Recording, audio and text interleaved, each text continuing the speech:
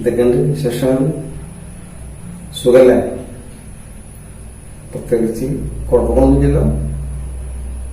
നമ്മളെല്ലാവരും ഇപ്പോൾ വീട്ടിലിരിക്കണം. വീട്ടിലിരിക്കേണ്ട സമയമാണ്.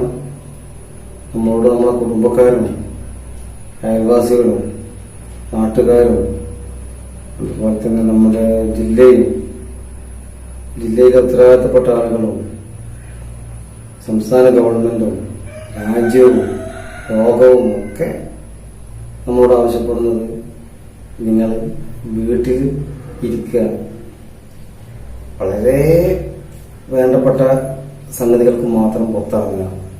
അതും കുട്ടികൾ ഒരു കാരണവശാലും പുറത്തിറങ്ങരുത്, പ്രായം ചെന്ന ആളുകളും ഒരു കാരണവശാലും പുറത്തിറങ്ങരുത് എന്ന് പ്രത്യേകം ഇവരൊക്കെ നമ്മോട് പറയുന്നുണ്ട്. ഇവരൊക്കെ നമ്മൾ ബഹുമാനിക്കണം. കാരണം അതൊക്കെ നമ്മുടെ സമൂഹത്തിന്റെ ഭാഗങ്ങളാണ്. നമ്മുടെ സമൂഹത്തിന്റെ ഭാഗങ്ങളായ ഇവരെ നമ്മൾ ബഹുമാനിക്കണം. കാരണം എന്താ, നമ്മൾ സാമൂഹ്യ പാഠം പഠിക്കുന്ന കുട്ടികളാണ്. നമ്മൾ സാമൂഹ്യ പാഠം പഠിക്കുന്ന കുട്ടികളാകുമ്പോൾ സമൂഹത്തിന് കുഴപ്പമുണ്ടാകുന്ന ഒരു പ്രവർത്തനവും നമ്മുടെ ഭാഗത്തു നിന്ന് ഉണ്ടാകാൻ പാടില്ല. അപ്പൊ അതുകൊണ്ട് സമൂഹത്തെ സ്നേഹിക്കുന്ന നമ്മൾ നല്ല കുട്ടികളായി വീട്ടിന്റെ അകത്ത് തന്നെ അല്ലെങ്കിൽ വീട്ടിന്റെ ചുറ്റി നിന്നുകൊണ്ട് രക്ഷിതാക്കൾ പറയുന്നത് പോലെ കേട്ട്, അയൽവാസികൾ പറയുന്നത് പോലെ കേട്ട്, ആർക്കും പ്രയാസമുണ്ടാകാതെ ജീവിക്കണം. അങ്ങനെ ജീവിക്കാൻ വേണ്ടി പഠിച്ചവരാണ് നമ്മൾ. കാരണം നമ്മൾ സമൂഹത്തിൽ ജീവിക്കുന്നവരാണ്. സാമൂഹിക പാഠം വിശകലനം ചെയ്ത് പഠിച്ചവരാണ്. ഇനിയും അത് പഠിക്കേണ്ടവരാണ്. നമുക്ക് സമൂഹത്തിൽ ഒറ്റയ്ക്ക് ജീവിക്കാൻ കഴിയില്ല. കാരണം മനുഷ്യൻ ഒരു സാമൂഹിക ജീവിയാണ്. Man is a social animal. Man is a social animal. Man is known as a social animal. ഒറ്റയ്ക്ക് ജീവിക്കാൻ കഴിയില്ല. അയൽവാസികൾ വേണം, സമൂഹം വേണം, കുടുംബം വേണം, നാട്ടുകാർ വേണം. അതുകൊണ്ടാണ് അങ്ങനെ പറയുന്നത്. അപ്പൊ ഇവരോടൊക്കെ സ്നേഹവും ബഹുമാനവും പ്രകടിപ്പിച്ചുകൊണ്ട് ജീവിക്കാൻ നമുക്ക് കഴിയുള്ളൂ. നമ്മൾ ഇന്ന് ചർച്ച ചെയ്യാൻ പോകുന്നത് 7ാം ക്ലാസ്സിലെ സാമൂഹ്യ പാഠമാണ്. മറ്റ് വിഷയങ്ങളൊക്കെ തന്നെ ഓൺലൈനിൽ വന്നിട്ടുണ്ട്. സാമൂഹ്യ പാഠം വന്നിട്ടില്ല. അത് വരും. അതിന് മുന്നോടിയായിട്ട് ഞാനൊരു ചെറിയ ശ്രമം നടത്തുകയാണ്. നിങ്ങൾക്കൊക്കെ ടെക്സ്റ്റ് ബുക്ക് കിട്ടിയിട്ടുണ്ട്. ആ ടെക്സ്റ്റ് ബുക്കിന്റെ അടിസ്ഥാനത്തിൽ അതിന്റെ ഒരു വിശകലനം നടത്തുക മാത്രമാണ് ഇപ്പോൾ ഞാൻ ചെയ്യുന്നത്. 7ാം ക്ലാസ്സിലെ സാമൂഹ്യ ശാസ്ത്രത്തിന്റെ 1ാമത്തെ ഭാഗം, യൂറോപ്പും പരിവർത്തനത്തിന്റെ പാതയും. ഈ പുസ്തകം നിങ്ങൾ മറിച്ചു നോക്കുമ്പോൾ ആദ്യം നിങ്ങൾ ഒരു ചിത്രം കാണും. അല്ലേ? ഒരു ചിത്രം കാണുന്നില്ലേ? അതിന്റെ പേര് ഹഗിയ സോഫിയ. ഈ ഹഗിയ സോഫിയ എന്ന പേര് തന്നെ രസമില്ല. സോഫിയ എന്നുള്ള പേര് തന്നെ വളരെ രസകരമായ പേരാണ്. ആ ബിൽഡിംഗ് നോക്കൂ നിങ്ങൾ. ആ ബിൽഡിങ്ങിന്റെ ഒരു മനോഹാരിത നോക്കൂ നിങ്ങൾ. ഞാൻ അതിലേക്ക് കടക്കുന്നില്ല. അതിന്റെ മനോഹാരിത നിങ്ങൾക്ക് വിശദീകരിച്ച് തരുന്നില്ല. കാരണം നിങ്ങളത് യൂട്യൂബിൽ അടിച്ചു നോക്കിയാൽ വളരെ മനോഹരമായ വീഡിയോ കാണാം. ആ വീഡിയോ കണ്ടാൽ തന്നെ നിങ്ങൾക്ക് അതിന്റെ ഒരു ഭംഗിയും അതിന്റെ ഒരു കെട്ടുറപ്പും ഒക്കെ മനസ്സിലാക്കാൻ കഴിയും. ഞാൻ അതിന്റെ വിഷയത്തിലേക്ക് കിടക്കുന്നില്ല. ആ ഹഗിയ സോഫിയ ഉണ്ടാക്കിയ കാലഘട്ടം ഏതെന്ന് അറിയുന്നത്. ആ കാലഘട്ടത്തിലേക്ക് നമ്മൾ പോകുന്നതിന് മുമ്പ് ആ ബിൽഡിംഗ് കാണുമ്പോൾ നിങ്ങളുടെ മനസ്സിൽ ഇത്തരത്തിലുള്ള ബിൽഡിംഗ് ഇന്ത്യയിലുണ്ട്. അത് ഏതൊക്കെയെന്ന് പറയാൻ കഴിയും. നിങ്ങളിത് പഠിച്ചിട്ടുണ്ട്. 6ാം ക്ലാസ്സിലും പഠിച്ചിട്ടുണ്ട്. അതാണ് അതെ, താജ്മഹൽ, അതുപോലെ തന്നെ ഹുമയൂൺ ടോംബ്, പിന്നെ കുത്തബ് മിനാർ. ഇതൊക്കെ സ്മാരകങ്ങളാണ്. അങ്ങനെ ഒരു സ്മാരകം നമ്മുടെ മനസ്സിൽ വരുമ്പോൾ കാണുമ്പോൾ നമുക്ക് എന്തെല്ലാം, അപ്പൊ താജ്മഹൽ എന്ന് പറയുമ്പോൾ എന്തെല്ലാം നിങ്ങൾക്ക് ഓർമ്മ വരണം? നിങ്ങൾ പല കാര്യങ്ങളും ഓർമ്മ വരണം. എന്തൊക്കെ വരും? യമുന നദി. യമുനാ നദിയിലൂടെ ഈ മാർബിളുകളും മറ്റും കൊണ്ടുവന്നിരുന്ന ആ ഒരു ചിത്രം മനസ്സിലുണ്ടാവണം. അതിൻ്റെ ബിൽഡിങ്, ആ ബിൽഡിങ്ങിൻ്റെ ഭംഗി, അതിലെ തൊഴിലാളികളുടെ ഒരു ആത്മാർത്ഥത, അതിലെ എഴുതിയിട്ടുള്ള ലിപിയുടെ പ്രത്യേകത, എഴുത്ത്. അപ്പോൾ ആ കാലഘട്ടത്തെ പറ്റി മനസ്സിലാക്കാനുള്ള ഒരു സംഗതിയാണ് എന്ത് ചരിത്ര സ്മാരകങ്ങൾ. നമ്മൾ പഠിച്ചിട്ടുണ്ടില്ല. എന്നതുപോലെ ഈ ചരിത്ര സ്മാരകം ആ കാലഘട്ടത്തെ പറ്റി പഠിക്കാനുള്ള ഒരു മാർഗമാണ്. മനസ്സിലാക്കേണ്ടത് എന്താണെന്ന് വെച്ച് കഴിഞ്ഞാൽ 17-ാം നൂറ്റാണ്ടിലാണ് താജ്മഹൽ ഉണ്ടാക്കിയത്. എത്ര നൂറ്റാണ്ടിൽ? 17-ാം നൂറ്റാണ്ടിൽ. എന്നാൽ ഇത് ഉണ്ടാക്കിയത് 6-ാം നൂറ്റാണ്ടിലാണ്. ഹഗിയ സോഫിയ ഉണ്ടാക്കിയത് 6-ാം നൂറ്റാണ്ടിലാണ്. എത്ര വർഷങ്ങൾക്ക് മുമ്പ്? 1100 വർഷങ്ങൾക്കൊക്കെ മുമ്പ് ഉണ്ടാക്കിയ ഒരു മനോഹരമായ A beautiful building, monuments in that time that ever found in Rome. That was Hagia Sophia. ഈ ഹഗിയ സോഫിയയുടെ ഒരു ചരിത്രം വിശദമായിട്ട് ഞാൻ പറയുന്നില്ല, പക്ഷേ ഒരു കാര്യം പറയാം. ഹഗിയ സോഫിയ AD 531 ഉണ്ടാക്കിയത്.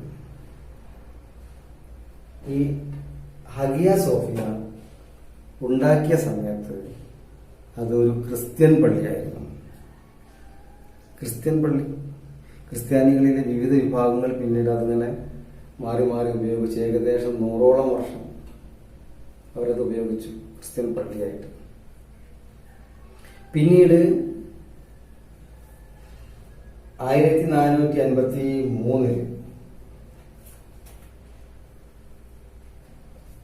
ആ പ്രദേശം, ഈ ഹഗിയ സോഫിയ നിന്ന പ്രദേശം ഓട്ടോമൻ തുർക്കികൾ കീഴടക്കിയപ്പോൾ അതെന്താക്കി മാറ്റി? അവർ ഒരു മുസ്ലിം പള്ളിയാക്കി മാറ്റി. ആ വീഡിയോ കണ്ടാൽ അത് മനസ്സിലാക്കാൻ കഴിയും. നിങ്ങൾ ഒരു വീഡിയോ സെലക്ട് ചെയ്ത് നോക്കുകയാണെങ്കിൽ വീഡിയോ കണ്ടാൽ മനസ്സിലാക്കാൻ കഴിയും. അതൊരു മുസ്ലിം പള്ളിയാക്കി മാറ്റി 1453. പിന്നെ 1935 ആയപ്പോ അത് പള്ളിയിൽ ആശയം മാറ്റി ഒരു മ്യൂസിയമാക്കി മാറ്റി. ഇന്ന് അത് മനോഹരമായ ഒരു മ്യൂസിയമാണ്. എവിടെയാണ് സ്ഥലം? കോൺസ്റ്റാന്റിനോപ്പിളിലെ ഇന്ന് ആ സ്ഥലം അറിയപ്പെടുന്നത് ഇസ്താംബൂൾ എന്നാണ്. അങ്ങനെ സ്ഥലങ്ങളുടെ പേരുകളൊക്കെ ഇങ്ങനെ മാറും. ഇപ്പൊ നമ്മൾ ചെന്നൈ എന്ന് പറയും. ഇപ്പോ ചെന്നൈ, മുമ്പ് തമിഴ്നാട് എന്ന പേരിലാണ് അറിയപ്പെട്ടിരുന്നത്. മുംബൈ, അത് മുമ്പ് അറിയപ്പെട്ടിരുന്നത് ബോംബെ. അങ്ങനെയൊക്കെ അതൊക്കെ ഇപ്പോൾ അടുത്ത കാലത്തായിട്ട് മാറിയതാണ്. എന്നാൽ ഇതൊക്കെ പഴയ കാലത്ത് തന്നെ മാറ്റപ്പെട്ട സ്ഥലങ്ങളാണ്. ആ സ്ഥലമാണ് ഏഷ്യയിൽ നിന്ന് യൂറോപ്പിലേക്ക് കടക്കുന്ന ഈ വഴിയിൽ ഒരു പോയിന്റ് ഉണ്ട്, ഒരു കറുത്ത പോയിന്റ്, ഒരു ചെറിയ പോയിന്റ്. അതാണ് ഈ കോൺസ്റ്റാന്റിനോപ്പിൾ. ലോകത്തെ മാറ്റിമറിച്ച ആശയങ്ങൾ ലോകത്തിന്റെ വിവിധ ഭാഗങ്ങളിലേക്ക് എത്തിയ അതിന് കാരണമായിട്ടുള്ള പ്രദേശം എന്നറിയാം. ഈ കോൺസ്റ്റാന്റിനോപ്പിളിൽ കുറേ പ്രത്യേകതകളുണ്ട്. ടെക്സ്റ്റ് ബുക്കിൽ കൊടുത്തിട്ടുണ്ട്, നിങ്ങൾ അങ്ങനെ വായിച്ചാൽ മതി.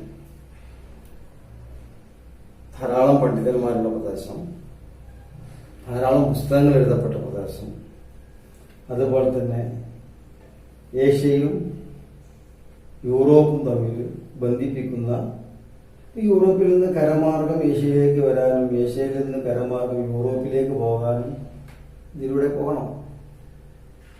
ഇവിടെ 1453 തുർക്കികൾ കോൺസ്റ്റാന്റിനോപ്പിൾ പിടിച്ചടക്കിയതോടുകൂടി അവരുടെ ബ്ലോക്ക് ചെയ്തു. യൂറോപ്പുകാർക്ക് കരമാർഗം ഏഷ്യയിലേക്ക് വരാൻ കഴിയാതായി, ഏഷ്യയിലേക്കും പിന്നീട് ഇന്ത്യയിലേക്കും വരാൻ കഴിയാതായി. അതുപോലെ തന്നെ ഇവിടെ കോൺസ്റ്റാന്റിനോപ്പിളിലുള്ള കുറേ ബുദ്ധിജീവികളായിട്ടുള്ള ആളുകൾ, കലാകാരന്മാരായിട്ടുള്ള ആളുകൾ, സാഹിത്യകാരന്മാരായിട്ടുള്ള ആളുകൾ, അവർക്ക് അവിടെ നിൽക്കാൻ കഴിയാതായി. അവര് അവിടെ നിന്ന് പലായനം ചെയ്തു, മറ്റു രാജ്യങ്ങളിലേക്ക് പലായനം ചെയ്തു. നമ്മൾ നമ്മുടെ പ്രദേശത്ത് ഒരു വെള്ളപ്പൊക്കമോ ഒരു പ്രശ്നങ്ങളോ ഉണ്ടെങ്കിൽ നമ്മൾ പലായനം ചെയ്യും. അടുത്ത് നമ്മളെ കുടുംബക്കാരെവിടെയൊക്കെ ചിലർക്കാണ് പോകുക. ആദ്യം നമ്മുടെ പ്രയോറിറ്റി അതാണ്. ഇവരെ സംബന്ധിച്ചിടത്തോളം മറ്റ് രാജ്യങ്ങളിലേക്ക് പോകുന്ന ആൾക്കാരായതുകൊണ്ട് കുടുംബക്കാരെ നോക്കാൻ കഴിയില്ല. ഇവർ നോക്കിയത് അവരുടെ ഒരു സംസ്കാരമുള്ള പ്രദേശം നോക്കിയിട്ടാണ് പോയത്, അവരുടെ ഒരു ശൈലിയുള്ള പ്രദേശം നോക്കിയിട്ടാണ് പോയത്. ഇവർ പോയത് നേരെ ഇറ്റലിയിലേക്കാണ്. കാരണം എന്താണെന്ന് വെച്ചാൽ ഈ കോൺസ്റ്റാന്റിനോപ്പിൾ എന്ന് പറയുന്നത് റോമാ സാമ്രാജ്യത്തിന്റെ ഭാഗമാണ്. റോമാ സാമ്രാജ്യത്തിന്റെ ഭാഗമാണ് ഈ കോൺസ്റ്റാന്റിനോപ്പിൾ. അതിനു മുമ്പ് ബൈസാന്റിയൻ സാമ്രാജ്യ കാലഘട്ടത്തിലാണ് ഈ ഹഗിയ സോഫിയ എന്ന ബിൽഡിംഗ് ഉണ്ടാക്കിയിട്ടുള്ളത്. Hagia Sophia was a beautiful Byzantine style of architecture. അങ്ങനെ ഇറ്റലിയിലേക്ക് പോയി. കാരണം ഇറ്റലി നമ്മൾ മുമ്പ് പഠിച്ചിട്ടുണ്ട്, വലിയ വലിയ നഗരങ്ങളുള്ള പ്രദേശമാണ്. ആ ഇറ്റലിയിൽ ധാരാളം സമ്പന്നരുണ്ട്, കച്ചവടക്കാരുണ്ട്. അവരിവരെ സ്വീകരിച്ച്, കാരണം ഒരേ സംസ്കാരമാണ്. ഈ റോമൻ സംസ്കാരത്തിന്റെ അതേ ശൈലിയുള്ള രാജ്യമായ ഇറ്റലിയിൽ ഇവരെ സ്വീകരിച്ചിരുത്തി. ഇവരുടെ പ്രവർത്തനം കാരണം ചില സംവിധാനങ്ങൾ, ചില നേട്ടങ്ങൾ ഇറ്റലിയിലുണ്ടായി. ആ സംഗതി പിന്നീട് ലോകത്തിന്റെ മറ്റു ഭാഗങ്ങളിലേക്കും ഒക്കെ വന്നു എന്നുള്ളതാണ് നമ്മൾ മനസ്സിലാക്കേണ്ട കാര്യം. അപ്പോ കോൺസ്റ്റാന്റിനോപ്പിളിൽ നിന്ന് ഈ പോയ ആളുകൾ അത്ര മോശക്കാരായിരുന്നില്ല. നേരത്തെ പറഞ്ഞു, അവർ സാഹിത്യകാരന്മാരുണ്ട്, കലാകാരന്മാരുണ്ട്, അതുപോലെ തന്നെ ശാസ്ത്രജ്ഞന്മാരുണ്ട്. ഇവരൊക്കെയാണ് അവിടെ പോയത്, ഇവരൊക്കെയാണ് ആ നാട് സ്വീകരിച്ചത്. The peoples who were retreat from Constantinople or running away from Constantinople were writers, sculptors, artists and scientists. These peoples, the Italian peoples, received them. The inhabitants received them happily, and they settled there, and they done their functions there. അപ്പൊ അത്ര മോശക്കാരായ ആളുകളല്ല അവിടെ പോയത്. ഈ ആളുകൾ അവരുടെ പ്രവർത്തനം നടത്തി. അത് സാഹിത്യ പ്രവർത്തനം നടത്തിയതും അതുപോലെ തന്നെ കലാപ്രവർത്തനങ്ങൾ നടത്തിയതും ഒക്കെ തന്നെ അതുവരെ നിലനിന്നിരുന്ന പൗരോഹിത്യ ഭാഷയിലല്ല. അതുവരെ ഒരു പൗരോഹിത്യ ഭാഷയാണ് നിലനിന്നിരുന്നത്. ലാറ്റിന്, അതുപോലെ തന്നെ ഗ്രീക്ക്, ഇതൊക്കെ ഒരു പൗരോഹിത്യ ഭാഷയാണ്. ഉന്നത കുല ജാതിയിൽപ്പെട്ട ആളുകൾക്ക് മാത്രം മനസ്സിലാക്കാൻ കഴിയുന്ന ഒരു ഭാഷ. പുരോഹിതന്മാർ മാത്രം ചില വിഷയങ്ങൾ എഴുതുക, ആ പുരോഹിതന്മാരെ ചോദ്യം ചെയ്യാൻ പാടില്ല, ചോദ്യം ചെയ്ത ശിക്ഷ, അങ്ങനെയൊക്കെയുള്ള ഒരു സമീപനമാണ് അന്ന് യൂറോപ്പിലുണ്ടായിരുന്നത്. അപ്പൊ അതിൽ നിന്ന് മാറ്റം വന്നുകൊണ്ട് ഈ പോയ ആളുകൾ എന്ത് ചെയ്തു, അവിടുത്തെ ആളുകളുടെ പ്രാദേശിക ഭാഷയായിട്ടുള്ള സ്പാനിഷ്, ഫ്രഞ്ച്, ഇംഗ്ലീഷ് എന്നീ ഭാഷകളിലാണ് അവരുടെ പ്രവർത്തനങ്ങൾ നടത്തിയത്. SFE ഭാഷകൾ പഠിക്കാൻ എളുപ്പമാണ്. SFE ഭാഷകൾ, സ്പാനിഷ്, ഫ്രഞ്ച് ആൻഡ് ഇംഗ്ലീഷ്. അങ്ങനെ നോവലുകൾ എഴുതിയപ്പോൾ, ആ ഭാഷയിൽ നോവലുകൾ എഴുതിയപ്പോൾ, ആ ഭാഷയിൽ കലാപ്രവർത്തനങ്ങൾ നടത്തിയപ്പോൾ, ചിത്രങ്ങൾ വരച്ച് ആ ഭാഷയിൽ അതിൻ്റെ ആശയങ്ങൾ എഴുതിയപ്പോൾ സാധാരണക്കാരൻ അത് ശ്രദ്ധിക്കാൻ തുടങ്ങി. മാത്രമല്ല, അവരുടെ ജീവിതവുമായി ബന്ധപ്പെട്ട ആശയങ്ങളാണ് അതിലുണ്ടായിരുന്നത്. അതുവരെ ഉണ്ടായിരുന്ന ആശയങ്ങളില്ല. അതുവരെ ഉണ്ടായിരുന്നത് ഒരു പൗരോഹിത്യ മേധാവിത്വവുമായി ബന്ധപ്പെട്ട ആശയങ്ങളാണ്. എങ്കിൽ ഇവിടെ ഇവരുടെ പ്രവർത്തനം കാരണം ഉണ്ടായത് സാധാരണക്കാരന്റെ ആശയങ്ങളും സാധാരണക്കാരന്റെ പ്രശ്നങ്ങളും ഉൾക്കൊള്ളിച്ചുകൊണ്ടുള്ള സാഹിത്യ പ്രവർത്തനങ്ങൾ, കലാപ്രവർത്തനങ്ങളൊക്കെ ഉണ്ടായിട്ടുള്ളത്. അത് ജനങ്ങൾ ശ്രദ്ധിക്കാൻ തുടങ്ങി, ആ ആശയം ശ്രദ്ധിക്കാൻ തുടങ്ങി. അവർ കൊണ്ടുവന്ന ആശയം ജനങ്ങൾ ശ്രദ്ധിക്കാൻ തുടങ്ങി. നമ്മൾ 6ാം ക്ലാസ്സിൽ പഠിച്ചിട്ടുണ്ട്, മലയാള ഭാഷയുടെ വികാസം ഇങ്ങനെയാണ് ഉണ്ടായത്. മലയാളം, തെലുങ്ക്, കന്നഡ പോലെയുള്ള പ്രാദേശിക ഭാഷകൾ എങ്ങനെയാണ് വികസിച്ചത് എന്ന് നമ്മൾ പഠിച്ചിട്ടുണ്ട്. ഭക്തിപ്രസ്ഥാനത്തിന്റെ ആളുകൾ രാമായണം, അതുവരെ സംസ്കൃതത്തിലുണ്ടായിരുന്ന ആഢ്യന്മാരിൽ ഉന്നത കുല ജാതിയിൽപ്പെട്ട ആളുകൾക്ക് മാത്രം വായിക്കാൻ കഴിഞ്ഞിരുന്ന രാമായണം അവരെന്തിലേക്ക് എഴുതി? മലയാളത്തിലേക്ക് എഴുതി. കേരളത്തിൽ വന്നപ്പോൾ കന്നഡയിൽ പോയിട്ട്, കർണാടകയിൽ പോയിട്ട് കന്നഡ ഭാഷയിലേക്ക് എഴുതി, തെലുങ്ക് ഭാഷയിലേക്ക് എഴുതി. അപ്പൊ കമ്പരാമായണം, രാമചരിതമാനസം എന്നീ പേരുകളിൽ അതറിയപ്പെട്ടു. അപ്പൊ സാധാരണക്കാരായ ജനങ്ങൾ അത് വായിച്ച് മനസ്സിലാക്കി. ഇതോടുകൂടി അതിന്റെ ആശയം അവർ ഉൾക്കൊണ്ടെന്ന് മാത്രമല്ല, ആ ഭാഷയും വികാസം പ്രാപിച്ചു. ഇപ്പൊ ഖാസി മുഹമ്മദ് എഴുതിയ മൊഹീദ്ദീൻ മാല അത് അറബി മലയാളത്തിലുള്ളതാണ്. അത് മലയാളം പ്രചരിക്കാൻ കാരണമായ ഒന്നാണ്, മലയാള ഭാഷ പ്രചരിക്കാൻ കാരണമായ ഒരു സംഭവമാണ്. ഈ അറബി മലയാളത്തിന്റെ ആ വ്യാപനം മലയാള ഭാഷക്ക് വലിയ സ്വാധീനം ചെലുത്തിയിട്ടുണ്ട്. എന്നതുപോലെ ഇവർ ഈ പ്രാദേശിക ഭാഷയിൽ ഈ ആശയങ്ങൾ പ്രചരിപ്പിച്ചപ്പോൾ അവിടെ ഭാഷ അല്ല വികസിച്ചത്. ഭാഷ വികസിക്കേണ്ട കാര്യമില്ല, കാരണം അവരുടെ ഭാഷയാണ്.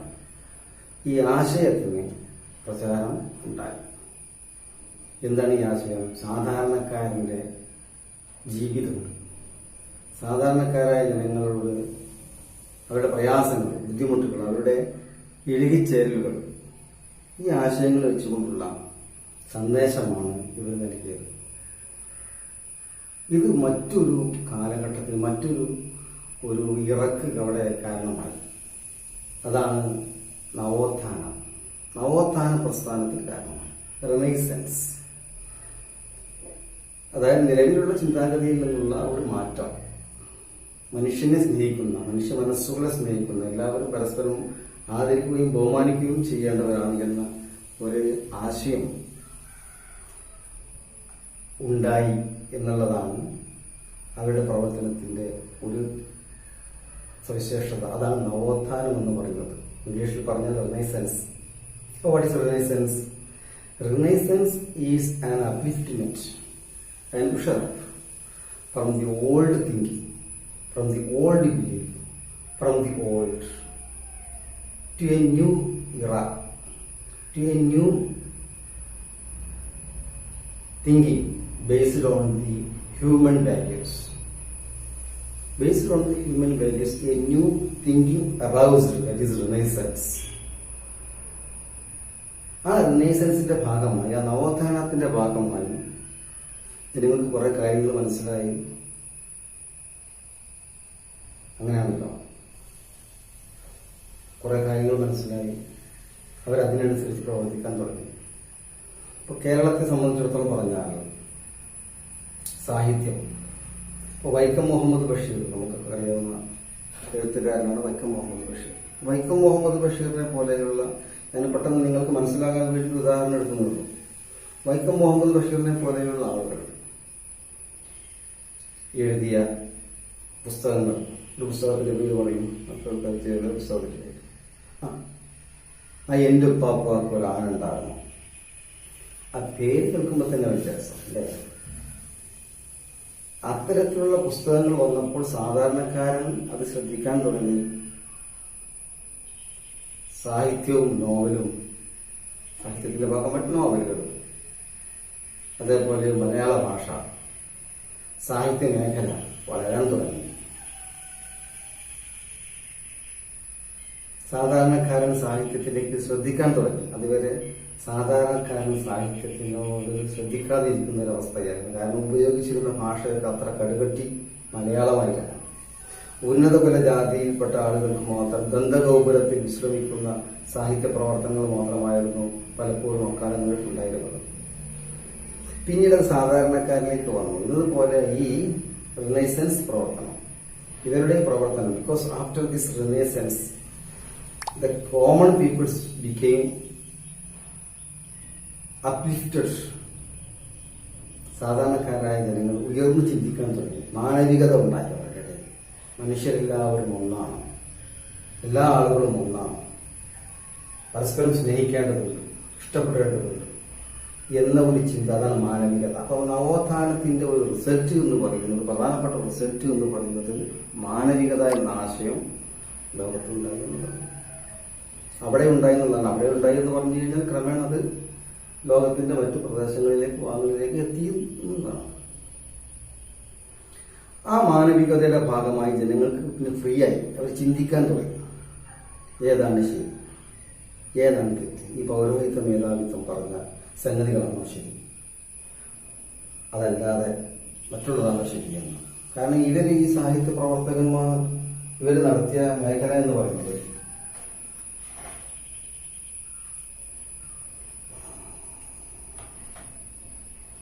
ഇവരെ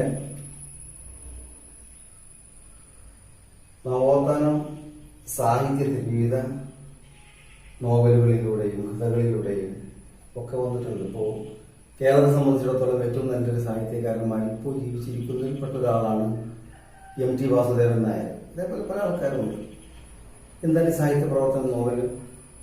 അവരുടെ മനസ്സിലുള്ള ഒരാശയം വളരെ മനോഹരമായി മറ്റുള്ളവരിലേക്ക് എത്തിക്കുക, അതിന് സാഹിത്യ പ്രവർത്തനം വളരെ പ്രധാനപ്പെട്ട ഒന്നാണ്. അങ്ങനെ സാഹിത്യ പ്രവർത്തനം നടത്തിയ നിരവധി ആളുകൾ ഇറ്റലിയിൽ ഉണ്ടായിട്ടുണ്ട്. അവരുടെ പേരും ചിത്രമൊക്കെ ടെക്സ്റ്റ് ബുക്കിലുണ്ട്. സാഹിത്യകാരന്മാരും അവരുടെ പുസ്തകങ്ങളും എന്തൊക്കെയാണ് പട്ടികപ്പെടുത്താൻ വേണ്ടി പറഞ്ഞിട്ടുണ്ട്. നിങ്ങളുടെ ടെക്സ്റ്റ് ബുക്കിൽ തന്നെ എഴുതിക്കോളും, കുഴപ്പമില്ല. പിന്നെ കല എന്ന് പറയുന്നത് മറ്റൊരു മാധ്യമമാണ്. ഒരു ആശയം, ഒരു മാനവിക ആശയം സാധാരണക്കാരിലേക്ക് എത്തിക്കാൻ വേണ്ടിയുള്ള ഒരു വലിയ ഒരു സംവേദന മാർഗമാണ് കല. ഒരു ചിത്രം, മനോഹരമായ ചിത്രം അല്ലെങ്കിൽ മനോഹരമായ ഒരു സ്തൂപം, ഒരു ശില്പം കാണിച്ചു കൊടുക്കുമ്പോൾ അതിലുള്ള ആശയങ്ങൾ, സാധാരണക്കാരന്റെ ജീവിതവുമായി ബന്ധപ്പെട്ട ആശയങ്ങൾ ഉൾക്കൊള്ളുന്ന ഒരു സംഗതി കാണിച്ചു കൊടുക്കുമ്പോൾ ഉണ്ടാകുന്ന മാനസികമായ പരിവർത്തനമുണ്ടല്ലോ, അത് വളരെ വലുതാണ്. അതും അവരവരെ ഉപയോഗിച്ചു എന്നുള്ളതാണ്. നമ്മുടെ നാട്ടിലുള്ള ധാരാളം കലാകാരന്മാർ, ആർട്ടിസ്റ്റ് നമ്പൂതിരി എന്നൊക്കെ പറയുന്ന ആളുകൾ വളരെ പരിചിതമായിട്ടുള്ള ആളുകളാണ്. അത്തരത്തിലുള്ള കലാകാരന്മാർ ചെയ്ത പ്രവർത്തനങ്ങൾ കൊടുത്തിട്ടുണ്ട്. അതെന്തൊക്കെയാണെന്ന് ലിസ്റ്റ് ചെയ്യാൻ വേണ്ടി അതിന് കോളം കൊടുത്തിട്ടുണ്ട്. കലാകാരന്മാർ, അവരുടെ സൃഷ്ടികൾ, അവർ ഏത് മേഖലയിലാണ് പ്രവർത്തിച്ചത്, വാസ്തുവിദ്യയിലാണോ, അതായത് സാഹിത്യ മേഖലയിലാണോ? വാസ്തുവിദ്യ എന്ന് പറയുന്നത് നിർമ്മാണ പ്രവർത്തനം, നിർമ്മിക്കുക, കെട്ടിടങ്ങൾ നിർമ്മിക്കുക, അതാണ് വാസ്തുവിദ്യ എന്ന് പറയുന്നത്. ഏതൊക്കെ മേഖലയിൽ പ്രവർത്തിച്ചവരാണ്? ആർക്കിടെക്ചർ, അതാണ് ദാറ്റ് ഈസ് വാസ്തുവിദ്യ. അപ്പോൾ ആർക്കിടെക്ചർ മേഖലയിൽ പ്രവർത്തിച്ചവരാണോ, ഓർ റൈറ്റേഴ്സ് ആണോ, ഓർ ആർട്ടിസ്റ്റ് ആണോ എന്ന ഒരു category based column you have to prepare from this chapter. പിന്നെ മറ്റൊരു മേഖല, വലുതായ മേഖല എന്ന് പറയുന്നത് ശാസ്ത്രമാണ്. ശാസ്ത്രീയ പഠനം. അന്ധമായ ഒരു കാര്യത്തെ പിന്തുടരാതെ ശാസ്ത്രീയമായ നിഗമനങ്ങളിൽ എത്തി ഗവേഷണം നടത്തി, പഠനം നടത്തി ശാസ്ത്രീയമായ കണ്ടെത്തലുകൾ. അതിന് പ്രധാനമായിട്ടും കാരണമായിട്ടുള്ള രണ്ട് സംഗതികൾ ഇതിൽ കൊടുത്തിട്ടുണ്ട്. ഒന്ന് ടെലിസ്കോപ്പാണ്. ഗലീലിയോ കണ്ടെത്തിയ ടെലിസ്കോപ്പ്. എന്താ ടെലിസ്കോപ്പിന്റെ ഉപയോഗം പറയാലോ? നഗ്ന നേത്രങ്ങളെ കൊണ്ട് കാണാൻ കഴിയാത്ത സംഗതികൾ കണ്ടെത്താനുള്ള ഒരു സാധനമാണ് ഇത്, ടെലിസ്കോപ്പ്. ആ ടെലിസ്കോപ്പ് വന്നതോടുകൂടി പല അന്ധമായി വിശ്വസിക്കുന്ന സംഗതികളും ശരിയല്ല എന്ന ധാരണയിലേക്ക് എത്തി. അങ്ങനെ എത്തിയ ധാരണകളും അതിന് മുമ്പെത്തിയ ധാരണകളും ഒക്കെ തന്നെ എഴുതി വെക്കുന്ന രീതിയുണ്ടായിരുന്നു. പുസ്തകം എഴുതുക, എത്രയോ അതിന്റെ ബാധ്യത നമ്മൾ 6ാം ക്ലാസ്സിൽ പഠിച്ചിട്ടുണ്ട്. ഗുട്ടൻബർഗ് അച്ചടി യന്ത്രം കണ്ടെത്തിയപ്പോൾ അത് പുസ്തകങ്ങൾ ജർമ്മനി ആണ് അച്ചടി യന്ത്രം കണ്ടെത്തിയത്. ഗുട്ടൻബർഗ് അത് കണ്ടെത്തിയതോടുകൂടി പുസ്തകങ്ങൾ തയ്യാറാക്കുന്നതിന് വളരെ എളുപ്പമായി. അത് രാജ്യത്തിന്റെ വിവിധ ഭാഗങ്ങളിലേക്ക് സന്ദേശങ്ങൾ എത്തിക്കാൻ,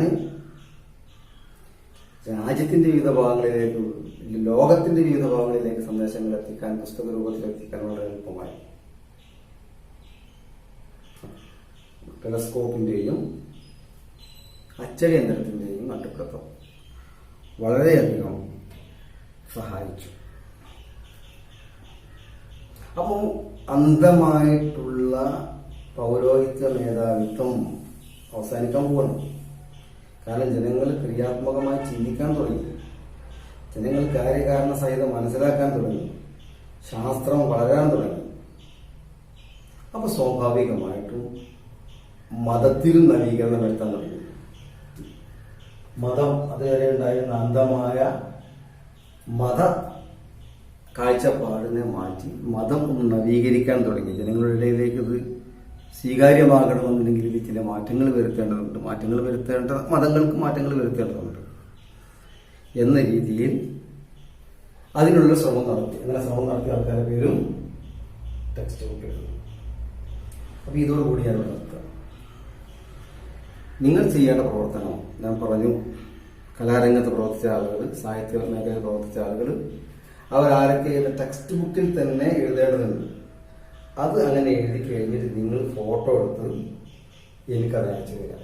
നിങ്ങളെ പേര് എഴുതിയിട്ട് എനിക്ക് അയച്ചു തരാം. എനിക്ക് ഗ്രൂപ്പിലായി ഇടണ്ട. ഗ്രൂപ്പിലിട്ടുമ്പോൾ പിന്നെ അത് കോപ്പിയായി മാറണ്ട. എനിക്ക് പേഴ്സണലായിട്ട് നമ്പർ 15 അതിൽ തന്നെ നോക്കിയാൽ പേഴ്സണലായിട്ട് എനിക്ക് അയച്ചു തരാം. അപ്പോൾ ഞാനത് നോക്കിക്കോളാം. പിന്നെ നിങ്ങൾക്ക് ഇതിൽ നിന്ന് ആശയം നല്ല ഈ നവോത്ഥാനം കൊണ്ടുണ്ടായ നേട്ടങ്ങൾ എന്തെല്ലാം എന്ന ഒരു കുറിപ്പ് എഴുതിയിട്ട്, ഇല്ല വലിയൊന്നും വേണ്ട, ഒരു 10-15 വരി ഉൾക്കൊള്ളുന്ന കുറിപ്പ് എഴുതിയിട്ട് അതും എനിക്ക് പേഴ്സണലായിട്ട് അയച്ചു തരാം. നവോത്ഥാനം കൊണ്ടുണ്ടായ ഗുണങ്ങൾ എന്തെല്ലാം, ഒരുപാട് lot of changes has happened due to this Renaissance, because all these people, the retreated people from Constantinople were not a common peoples. They were philosophers, thinkers, artists. They had done a lot of work there, and they had done their work in common language by using common languages. SFE, Spanish, French and English. By using these languages, they propagated their ideas among these peoples, and these common peoples attracted to this because they thought that, oh, it is not about the lords, it is not about the kings, it is about our life. They were keen to study about this. Okay. So, you do these works, and again we can see with another class in another day.